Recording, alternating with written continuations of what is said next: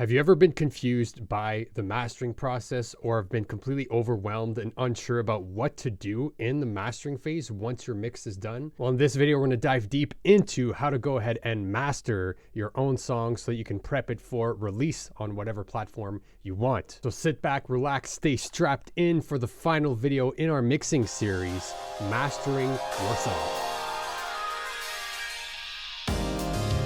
Hey yo, it's Alex from MetaMind Music, and as always with this channel, it's my mission to help you, the artist, produce themselves by developing their mindset, expanding their creativity, and connecting to their music in a deeper way. And in this video, we're going to dive into mastering the song that we just finished mixing in the previous video. So if you haven't checked out any of the videos in our mixing series where we mix this song from the very beginning to the state it's at right now, definitely check that out. I'll link it in the card above. But otherwise, let's continue to move forward and transition to the DAW. All right, so the first thing that I will recommend when you are mastering your song is to create a new session. So in Ableton here, I created a new session called Love Sing Dance Master, so that whatever we do to our master is in a separate session than our mix. We did do some master bus processing in our mix at the end of the last video. However, we're doing some extra processing and we're doing it to a finalized stereo wave file. So what I did in the last video is I exported the wave master of our whole mix, and we got this track right here. So here's our mix exported with all of the processing we had going on in the last video, and I imported it into a new session for mastering. All right, so before we actually dive into mastering this tune, there's a few things I want to mention before we get started. Number one is that when you're listening back to your mix, if you do notice any big problems or anything that sticks out as being a huge thing that you're going to try and fix with the master, I would recommend that you stop and that you go back into your mixing session to fix any problems there, because it's going to be extremely difficult to fix any problems that are still lurking in the mix in the mastering phase. So another crucial thing to think about before you start mastering is to try your best to get the most ideal listening environment that you can, because your listening environment is going to severely affect your ability to master your track. So ideally, you would have some monitors that are full range, meaning they reproduce all of the frequency spectrum and are fairly flat so that you can actually hear your mix through speakers pushing air in a room that is somewhat treated, or that you at least really are familiar with the pros and cons of your room. Because if you have a distorted perception of your mix in your room, it's going to be extremely difficult to do specific and precise mastering moves. So my space right here isn't exactly ideal for mastering. I wouldn't call it ideal. However, I do know what my room sounds like, and I'm very familiar with both my monitors and my headphones. I do try to listen to as much music as I can through them, and I've really learned what good music sounds like, what well-produced, well-mastered music sounds like in my room. So that is something extremely important to consider before you start mastering, is that you want to have some sort of accurate listening environment, meaning that you are hearing the moves that you're making in your room. And another thing to consider is that if you're still new to mastering, or you don't have a good listening space, or you're just not feeling confident enough yet, then I would suggest that you use the robots and use a service such as Lander, which is online AI mastering, or a plugin such as Ozone or something to help you get started, and you can actually reverse engineer what that master has done to your track and start learning how to do it yourself. So that's a good option if you're not comfortable mastering and releasing your own music, but you still want to have some guidance, but maybe can't afford a mastering engineer. And of course, finally, if you plan on officially releasing any of your songs, I do recommend that you find a mastering engineer, because they will have the ear, the gear, and the experience to really get the most out of a master. However, with all that said, I'm going to show you the process that I use to get a master done on a track. All right, so my whole philosophy with mastering is to keep it extremely simple and not go too crazy. So what I've done is I've imported our mix from the last session into track one here. And what I've actually done is I've imported another song. This is The Moment by Tame Impala, and I'm not going to play it because it's going to screw up the YouTube algorithm thing. Anyway, I've imported that other song as a reference inside of the same session. The next thing that I did is, since my track is unmastered and the Tame Impala track is a finalized master. It's the one on the record. There's a huge volume difference. So the first thing I did was I turned this track off, and then I auditioned it with solo to see how loud it was. And then when I turned off solo, my track would be playing. And I just A-B'd these two tracks as much as I could.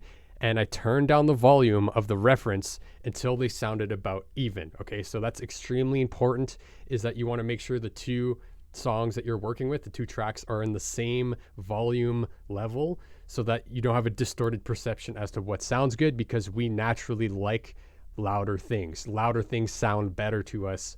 Just as like a psychoacoustic phenomenon, we like louder things in general. So it's important to have these two things the same level.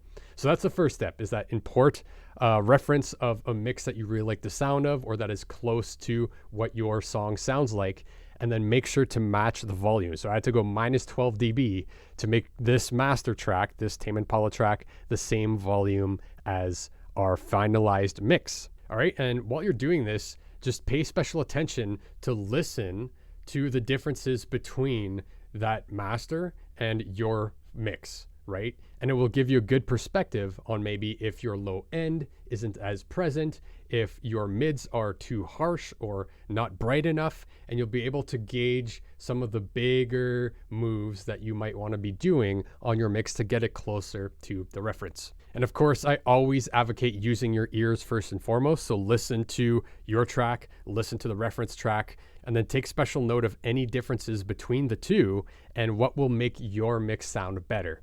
And always keep in mind that every track is different. So you don't necessarily have to make your mix sound exactly like the reference. It's just a reference. Okay, but aside from using our ears, another great trick that we can use is using information with our eyes as well.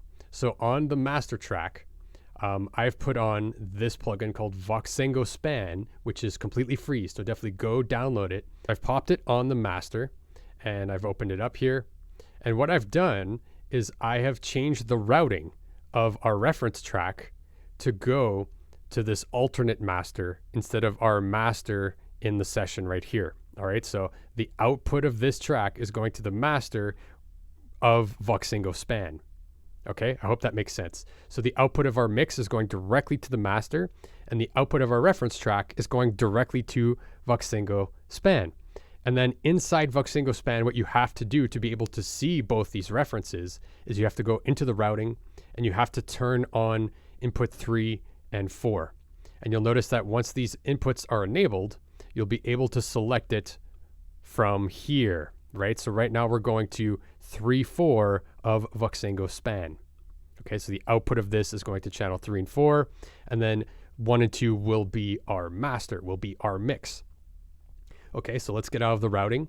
And then one final thing to do on Voxengo SPAN is to enable a graphical representation of G2, or the second set of inputs inside SPANs. So if I hit play and make sure this track is on, so one thing to make sure is to turn this track on, and then once we hit play, you'll notice that we have two different graphs. The green is our mix, and the orange is our reference.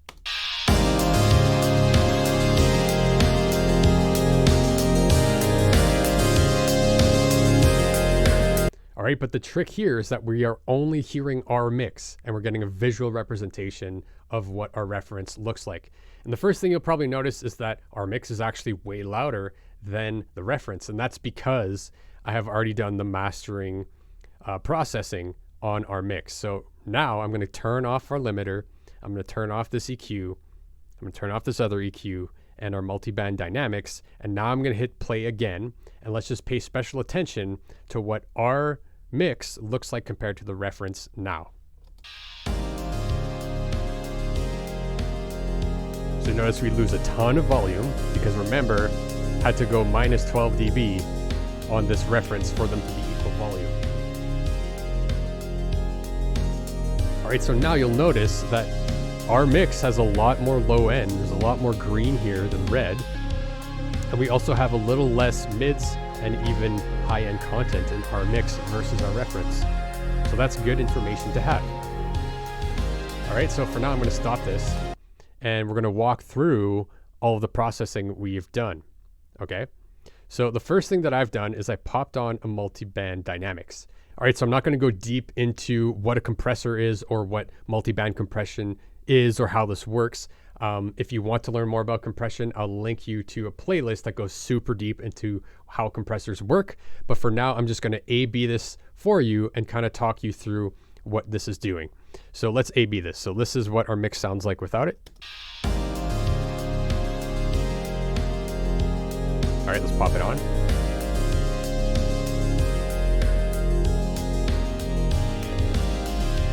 Turn it off. So notice it kind of glues the whole mix together.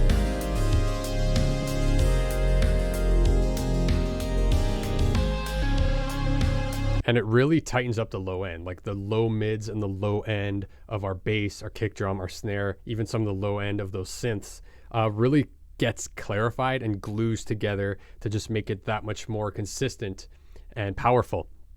So basically what this is doing is that we have 3 different compressors going on at different amounts, different ratios. They're hitting down the audio at different rates on different frequency ranges. So we have one compressor that's only compressing the low end below 122 hertz. And then we have another one that's only compressing above 2.4 kilohertz, right?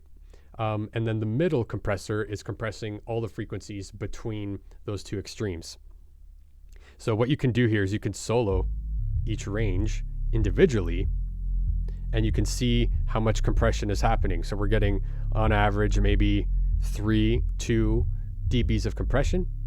Unsolo this, did the same thing with the mids, right? We're getting maybe 3 dB of compression on average. And then same with the high end, right? And as I was compressing these, I was trying to pay special attention to our reference as well as our mix, right? So without this, so notice how our mids and our high end gets a lot more present with this compressor on.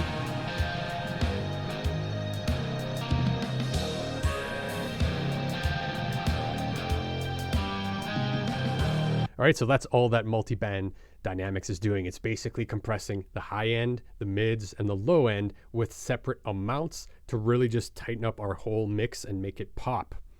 So the next thing I notice is that if we look at this graph here, our mix still has quite a bit more low end content, like the super low stuff, the subs, than the reference. So what I did is threw on another EQ8 to throw on another high pass filter to try and take out some of that low end. So let's A/B this. So you see all this low end here? So I'll just throw this on. And of course, there's still a little more low end than the reference. However, you'll notice it's a lot closer, it's a lot more balanced. I just tamed it a little bit. And in general, my mix has a lot more low end presence than the reference. So again, it's something to keep in mind that yes, you use a reference to try and get closer towards an ideal master. Always keep in mind that you want to do the best thing that you can for your song without having to rely on comparing to a reference all the time. So the next thing that I put on the master is this really cool Baxter EQ. And this is a classic EQ that is typically used for mastering. And this plugin is actually free as well. So definitely go check this out. All the plugins I'm using are either Ableton native or free, except for the Pro L2, which is my limiter, which we'll get into in a sec. So the thing with this EQ that I like is that it is limited to what controls you have, and it really forces you to look at your whole master from a bigger perspective without getting in the details. And basically what I'm doing is I'm thinking about the high end of this master as well as the low end, and I'm either boosting it a tiny bit, shelving it, or cutting it a little bit as well as with a shelf. So kind of just sculpting the sound to get the low end presence and the high end presence to sit where you want in a bigger perspective than your mix. So the first thing that we'll notice is I have this pre-switch on, and basically what I did is I play with it on and off and I listen to which one I prefer. And with this pre-switch on, I really liked what it did to the mids and the high mids. It really added a lot more brightness. So I kept this on, and then if we look on this side, this is our low shelf, and this is our high shelf slash booster cut.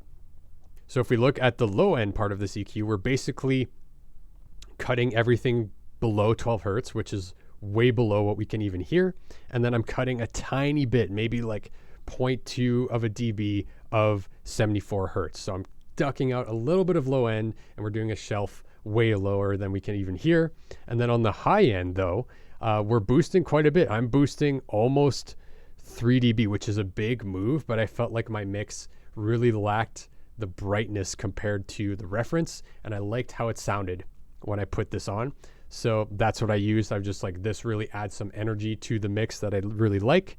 And so what we're doing here is we're boosting a shelf, so everything above about 3 to 4K hertz, okay? And we're boosting it quite a bit. So I'm lifting up all the mids, all the high mids, even the high end, and we're boosting that up. And then I left the cut out. So I'm just adding a ton of high end energy into this mix with this EQ because I felt that's what it needed and it sounded great. So what we're gonna do is A/B this EQ now with our whole mix, okay? So this is with it off.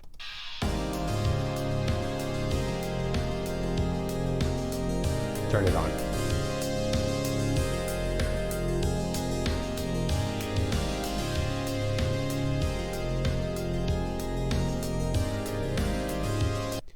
And if we look closely at our Voxengo SPAN and our mix versus the reference, notice that when I turn on the EQ, how much closer the green gets to the orange, okay?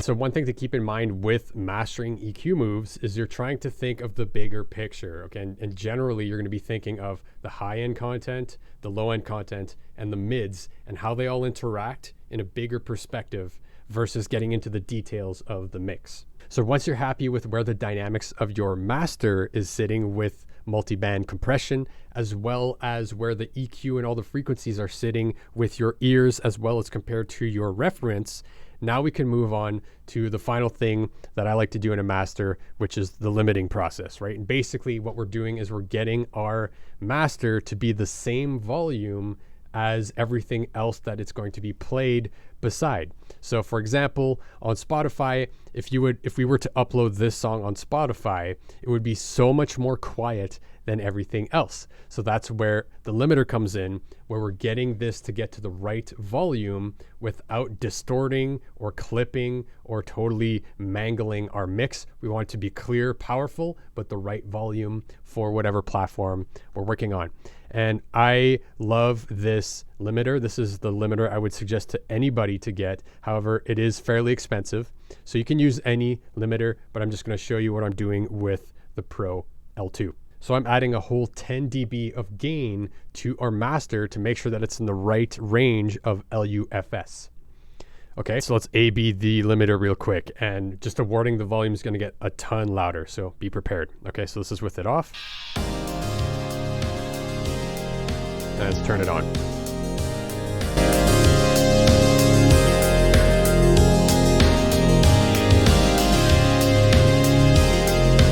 And the first thing you'll notice is that now our mix is way louder than the reference, and that's because we turned it down, so that's the same volume. So if I were to turn this back to 0, they should be close to the same volume.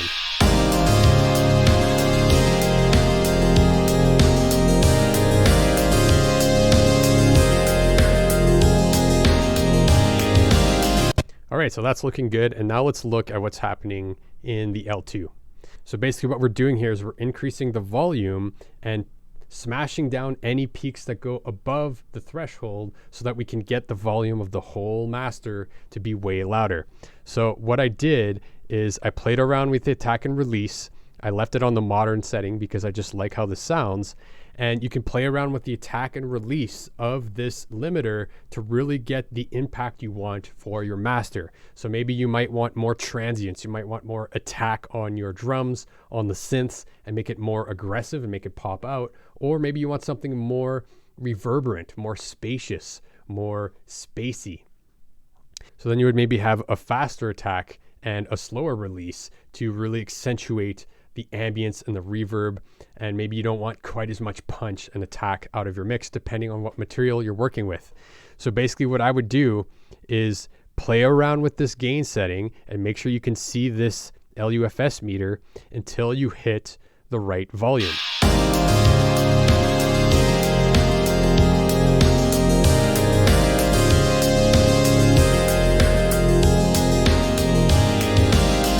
So notice, even though we're boosting like 10 dB of volume, we're only getting about 4 or 5 dB of gain reduction on the peaks. Okay, so this is giving us some headroom to actually be able to turn up the volume before we start hammering down all the transients. Another thing that is extremely important is this oversampling feature. So this is great that it's built in to the limiter with the Pro L2. And basically what this is doing is allowing the plugin to oversample itself without having to bounce out at a super high sample rate. You can actually use oversampling so that you get the high quality audio of something like a higher sample rate, but within the plugin. And keep in mind that these higher settings will eat up your CPU like crazy. Like most of the CPU that's being used up is coming from this plugin because I have it set so high. I could even go to 32 times oversampling, which would be extreme. But what this allows you to do is that when you're adding gain to your master, if you have oversampling on or any form of it on, it's going to allow you to push it even higher without getting any clipping or distortion that you hear. It just really helps you get that volume boost without destroying your master. So definitely play around with oversampling if it's available to the limiter you're using, so that you can get away with pushing more volume into your master without getting audible clipping or distortion, unwanted things that you don't want, and just a crystal clear master. All right, so once you have your attack and release set, it's sounding good. It's matching the volume of your reference, and it's sounding clear. It's not sounding distorted. Then the final thing to think about is, where is this track going?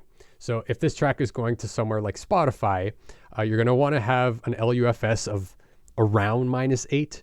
And this will change depending on the medium. If you're going to CD, if you're going on Bandcamp, if you're just exporting waves, they're all going to have their own realms of volume that they're going to live within. So do a little bit of research of where you want your track to go to.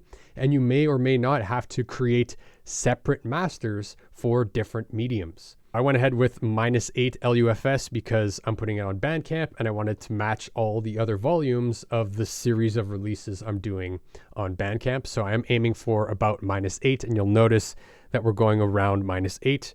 So you want to check your master at different points of the song and make sure that the volume does not exceed the cap that you're trying to set. And that's it. Once you have hit the right volume and it's sounding good to you, it's sounding great in your room, it's sounding great through headphones, it's sounding good compared to the reference, it sounds like it stands on its own, then you're ready to export your master. So simply what you want to do is select the mix track. You can go Command L in Ableton to select it really quick. And then all you're going to want to do is do any final fade ins and fade outs on the master if need be. I already did those on the mix. So if I export this selected file, it'll already have the fade in and fade out that I had in my mix. And basically we're selecting this. We're going to make sure to turn off our reference. All right, now let's move on to exporting. So once you have your whole master selected, and now we're going to go to File, Export Audio Video. Again, we're going to render the master. And now we're going to look at what format you want. So again, I would suggest wave. I would suggest you don't play with the sample rate. You don't play with the bit depth. Just keep it the same that your project was when you were mixing and when you were recording. And then if you want to encode an MP3 file or whatever, you can do that as well. And dither, you don't have to worry about this, maybe unless you're going to CD, is that if you're changing sample rates to match a certain medium, it adds in some noise to compensate for some of the noise floor that will be introduced if you change the sample rate. But if you're not changing it, you don't have to worry about it. All good, don't worry. And then just simply hit export, save it to somewhere on your computer, and boom, you have your master. And hey, if you're just getting started with music production and feeling completely overwhelmed by the process, or if you've been at this for a while but are having trouble finishing projects, or if you just want to get a glimpse inside my own personal workflow system, I've created a super easy to follow 7-step framework that helps you go from your very first ideas all the way to what we just finished, a finished master. It's super handy to have around the studio as a printout to keep you on track. So if you're interested in grabbing that, you can find that in the description below. If you got value out of this video, give me a thumbs up. If you want to stay in tune for the next MetaMind music transmission, go ahead and hit that subscribe button.